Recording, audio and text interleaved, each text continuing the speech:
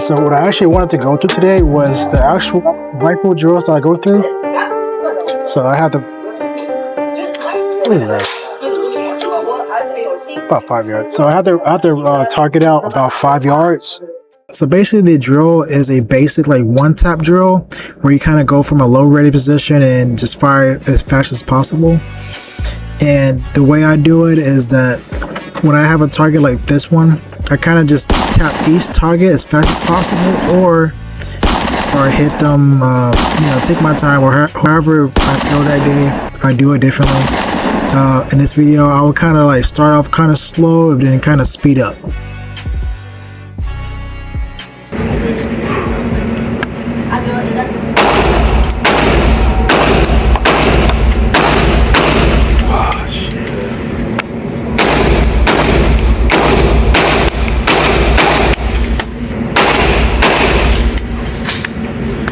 Actually, honestly, for being quick,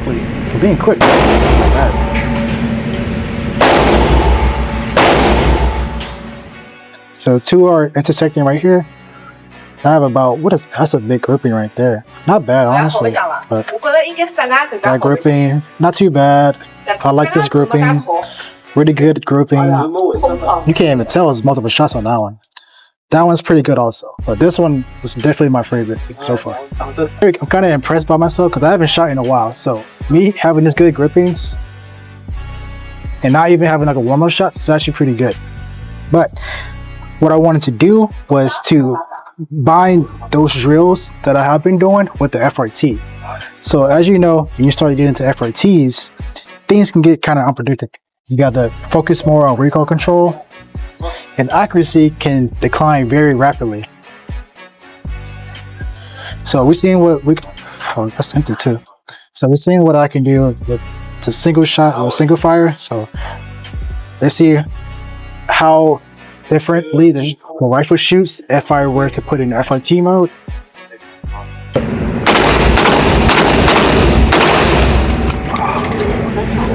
Fucking Brad's fucking got my head. Okay, not bad.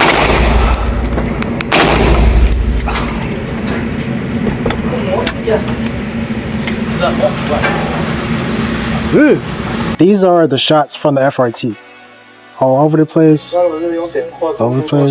This one I did very well. I'm not gonna lie. That's very good. It seems like the more I shot it, the better I got with it. And then it went back to normal on this last one. Yeah, you can see the progress. So there, same here, and then here, I don't know why, but it's just perfect right here. And here also. Okay, so obviously managing recoil with the FRT is obviously very doable. Now just imagine the same grouping I have right now, but at like 10 yards or 20 yards. That grouping is going to be exaggerated and bloated out even more. Well, that's why with this FRTs, man, I try to keep it on like as low burst as possible. Cause it's one thing to like shoot fast, but if you're not hitting shit, this is wasted ammo.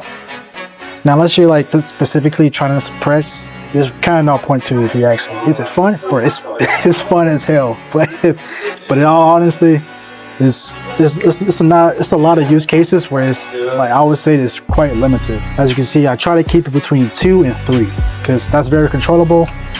And as you saw in the targets, I'm very close, so the groupings are still tight. But like I said before, dude, just imagine if you were shooting 20 yards, like that grouping is going to just expand out and bullets going over the berm if you're shooting outside.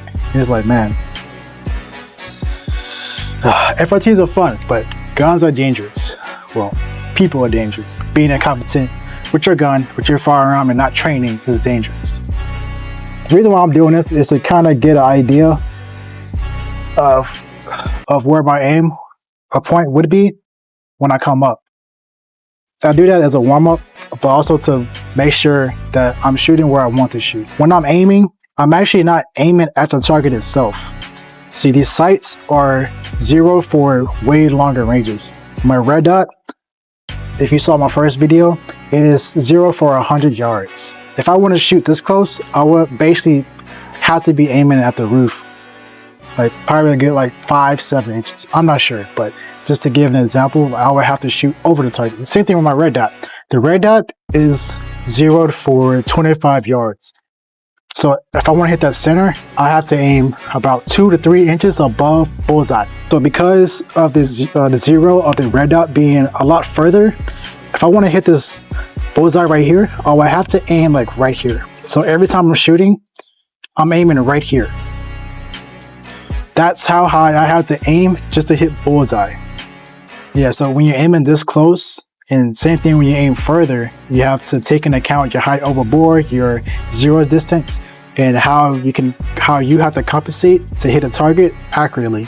That's just something I worry about because I'm more concerned about accuracy. So I know for a fact that if it's a human-sized target, I know I don't really have to worry about it, but I practice this just in case I have to use that ability in a situation where I might need it. This is one of those cases where it's better to know it or have it and not need it than to need it and not know it or not have this skill. So for me, this is a skill. That's one thing that you will see a lot from me on this channel is that I'm real focused on accuracy and precision. A lot of guys I'm seeing on here, they more worried about looking good, trying to look like tactical and all of that. I'm not worried about that because at the end of the day, that's not what's going to save your life. Looking cool is not going to save you, but actually being able to calculate height overboard mid-fight or in this actual situation is what's going to save your life. And that's kind of why I'm practicing FRT also, because as you saw with the single fire mode, that's easy. Pop, recoil management is a lot simpler than if you were to put in the FRT mode. Like you saw, I was hitting bullseye just now, but as soon as I put on the FRT mode, those groupings start to expand. And like I said earlier before, this is at 5 yards. At 20 yards, that's dangerous. Those groupings go from this 7-inch grouping times that to 20 feet. I believe, I don't know the math right now, I'll probably put it in editing, but yeah, that's dangerous.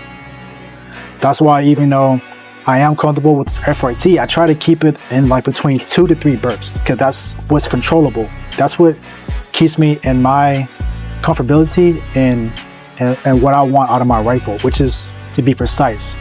I'd rather be precise than just straight up loud for no reason. The last FRT video I did, I think because of the K-Spec downfit I have, it just eats up this feeding rack for this mag. It like completely ate it up, dude. Thankfully the mag still works. Magpul tends to make good stuff, so in single fire mode, so instead of taking my time, I'm gonna kind of go fast with it on a faster pace like how I did with the single fire mode. So tap, tap, tap, tap.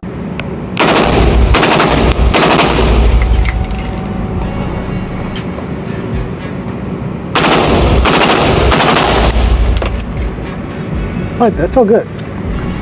Now I'm gonna do the same thing. I'm gonna do it twice.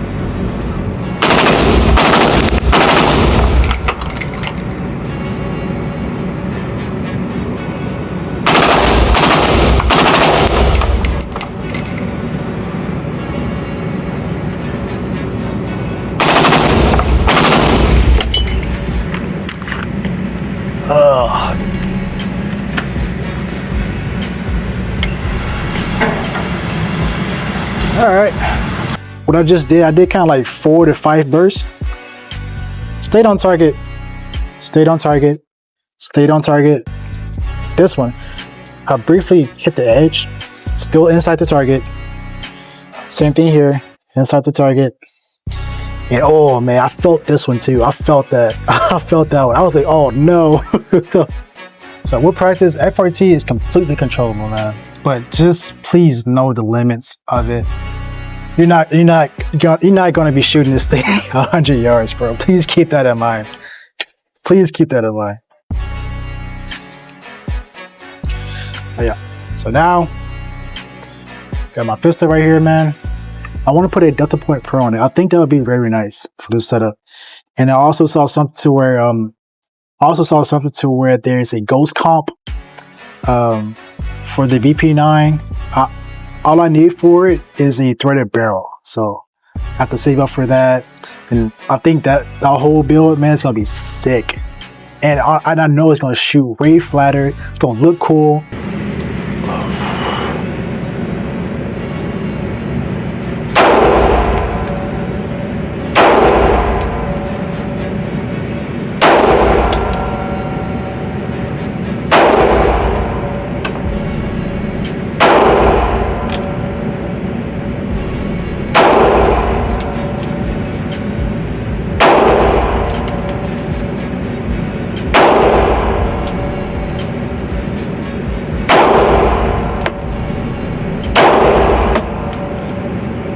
What?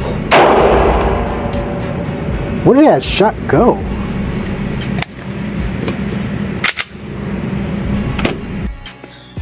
Okay, what confused me was that, okay, this is my first shot, this is my second shot with the 9mm.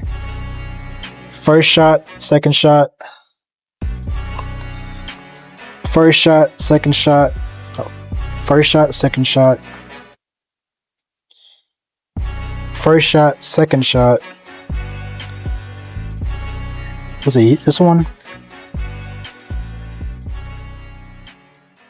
Oh no, it was this one. It was this. Okay, first shot and second shot at the same spot.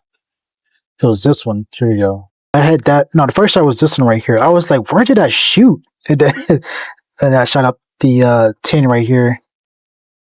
And what rail is that? That's Spike's Tactical. So the upper okay, I see, yeah, and Spike, yeah. the handguard are both Spike's Tactical with a Noveske barrel. Noveske barrel, okay. And the only thing I need to get left, and the reason I haven't, is Noveske's adjustable gas block. But it's out of stock, and it's been out of stock for like 6 months now, so. It's Noveske's regular one. Regular one, okay. It came with the barrel.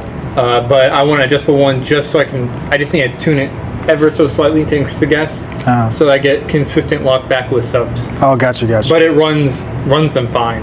I just won't get locked back every time, which is a little annoying, but this guy got an awesome setup. And what trigger is that? The trigger is also Griffin Armament. Okay. It's their adjustable 4.5 inch to 5, or 4.5 pound to 5 pound. With their safety, it's like one of the lightest triggers I've ever had. Like, you don't even need it. And the light system you got going on? Right now, it's a Crimson Trace. Crimson Trace, okay, awesome. But that's probably the first thing I'll replace. This optic is really good, and the magnifier. This one's kind of cheaper. The Zero gets lost a little bit on the laser. Yeah. But the flashlight's good, which is all I really use it for. Okay.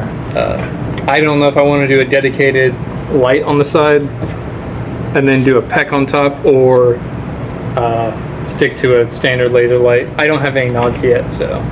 Okay. I was kind of. If you do the PEC, are you going to leave the front sight up, or are you going to leave it kind of to where you can put it down and up like that? I'll leave it like that. Leave it like that. I don't like the front side post being in the way whenever I have a red dot, especially with the magnifier. And the sights are from who? Those are Troy battle sights. Troy, okay. I've had those forever. I had them on my AR-15, my 5.56 one at first. Then I put an ACOG on there, and there's no reason to have them, so. Okay, and it's a Radiant charging handle? Yeah. Radiant. That's their SD one, so it's for suppressed. Yeah. It's the same one I got, yeah. Yeah. I accidentally got the small one instead of the full-size one. But then I kind of liked it because it doesn't snag on stuff. Yeah, it does. So I carry it on my back a lot. Yeah. And it will catch on my, either put back on my belt or something for a while. But I was getting the suppressed one. I accidentally ordered the small one. So at first it felt weird because I just went up and I was like, it's barely there. But now that I know it's there, it's easy. So I'm like, what I know for sure is it was around 800 for the lower. Yeah. From Griffin. But that's with the trigger and the safety. Like, that's the complete lower. So that really, for their lower, is not that bad. The biggest price point was the can. The can was over 1,000. Yeah. Because it's titanium. Yeah. Titanium, those are not cheap at all. No. But it's worth it because it weighs fucking nothing and it's perfectly balanced on the, once I have the actual stock on it. But Perfectly balanced in the center. So it's probably only like 7 pounds, and I'm used to a 9-pound rifle from the Army. So I have a full stainless steel suppressor. That thing by itself probably weigh 5 pounds. Honestly.